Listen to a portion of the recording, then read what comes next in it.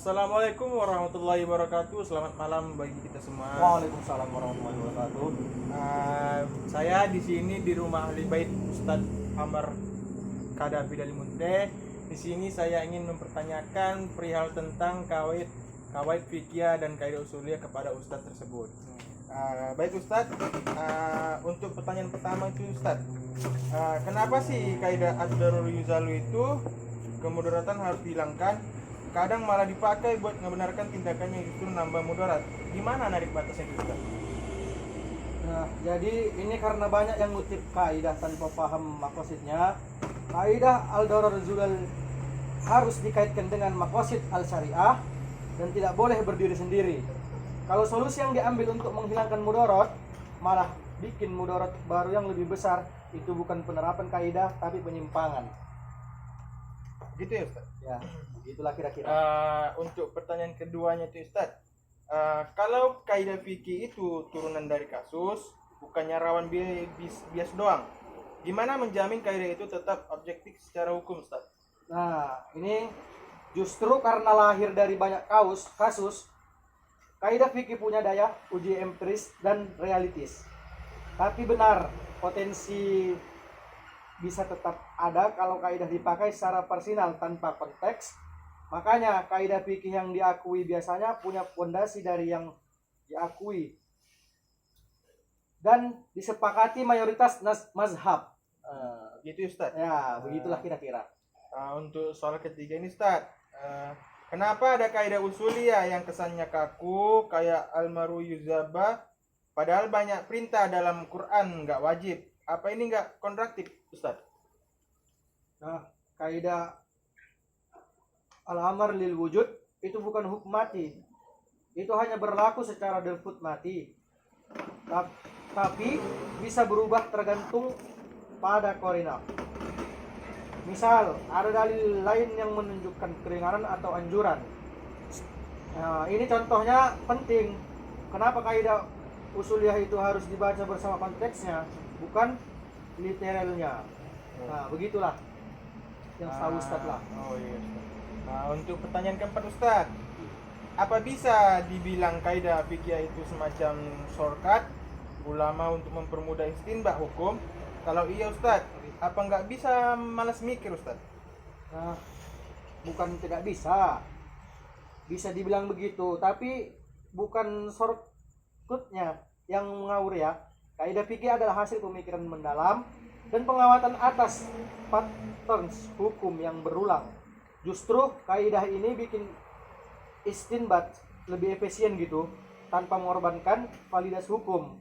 Tapi benar juga, kalau dijadikan alat untuk copy paste hukum tanpa nalar, itu bikin bekal, bukan bijak. Jadi gitulah yang Ustadz tahu dari pengalaman Ustadz. Oh begitu Ustaz. Untuk pertanyaan kelima Ustaz, kaidah usul fikih itu katanya fondasi utama ijtihad Ustaz. Tapi kenapa ini banyak orang pakai kaidah fikih aja langsung buat ngeluarin fatwa Ustaz? Perlu nggak sih dua-duanya dipakai sekaligus Ustaz? Nah, ini dia, dengar. Ini sering kejadian, ya. Udah banyak orang kejadian di sini. Banyak yang cuma pakai kaidah fikih kayak al-adah mukammah tanpa uji dulu keabsahan adat itu via kaidah usnul. Padahal kaidah usuliyah itu ibarat Google Map. Tahu Google Map kan? Tahu Ustaz. Nah, sedangkan kaidah fikih itu jalan pintas atau yang bisa dipakai kalau udah tahu medan jalannya, begitulah kira-kira. Dua-duanya harus jalan bareng atau jalan sama-sama begitu. Kalau cuma satu ya nyasar lah namanya. Oh iya Ustaz. Iya. Untuk pertanyaan ke-6 Ustaz, 6. Apa benar kaidah usuliyah itu lebih elit Ustaz daripada kaidah fikih? Soalnya katanya cuma mustahid yang bisa dipakai Ustaz. Gimana itu Ustaz? Gimana ya? Secara keilmuan memang benar bahwa kaidah usuliyah lebih teknis dan konseptual. Jadi butuh dasar ilmu atau alat kayu atau alat kayak nahu gitu. Tahu Ustaz. pelajaran nahu kan? Iya Ustaz. Nah, atau nahu, balaghah dan logika. Nah, jadi itu bukan berarti eksklusif ya. Iya Ustaz. Sekarang mahasiswa yang perhatikan itu bisa belajar dan paham asal serius. Nah, jadi kaidah fikih lebih populer karena apa? Karena praktis dia. Nah, tapi tanpa usul fikih jadi kayak hukum tanpa teori hukum berbahaya. Itulah yang saya tahu. Oh iya Ustaz. Ah, Untuk pertanyaan ke-7 Ustaz, kaidah mana yang lebih fleksibel diterapkan dalam konteks sosial modern? Usuliyah atau fikih Ustaz? kaidah fikih itu kayak lebih fleksibel gitu. Oh, Karena dia berbasis konteks, iya Ustaz. konteks sosial gitu dan realitas. Misalnya kan contoh ini, perubahan kebiasaan bisa mempengaruhi hukum, tapi kaidah usuliyah tetap penting untuk menimbangkan validaritas dan batasannya. Oh iya Ustaz. Nah, jadi ibaratnya kaidah fikih itu mobilnya, Iya Ustaz.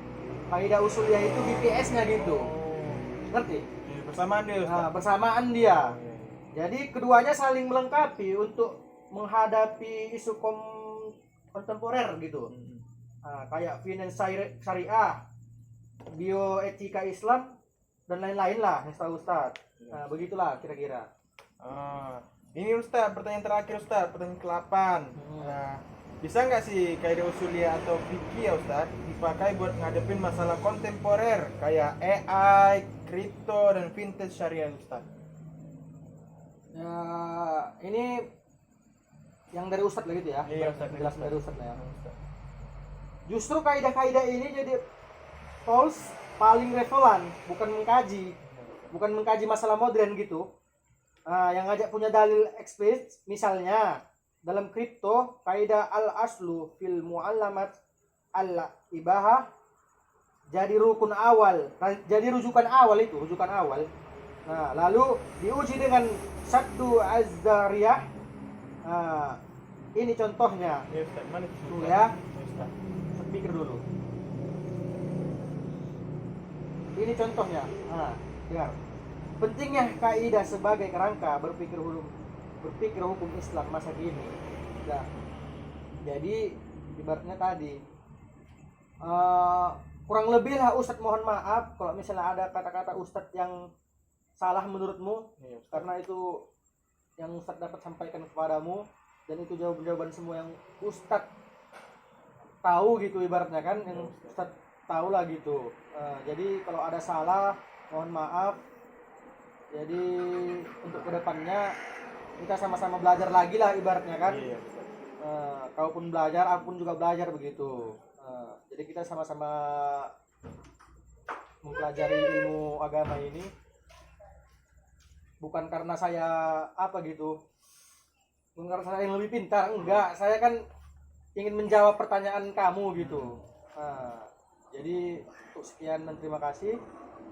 Lebih kurangnya wassalamualaikum warahmatullahi wabarakatuh. Waalaikumsalam warahmatullahi Baik kawan-kawan, itulah beberapa pertanyaan yang saya lontarkan dan dijawab oleh Ustadz Amar. Semoga jawaban tadi menambah ilmu kita untuk di masa depan. Amin. Amin ya Itu Allah. saja yang bisa saya sampaikan. Mohon maaf lah sebesar-besarnya. Assalamualaikum warahmatullahi wabarakatuh Ustaz.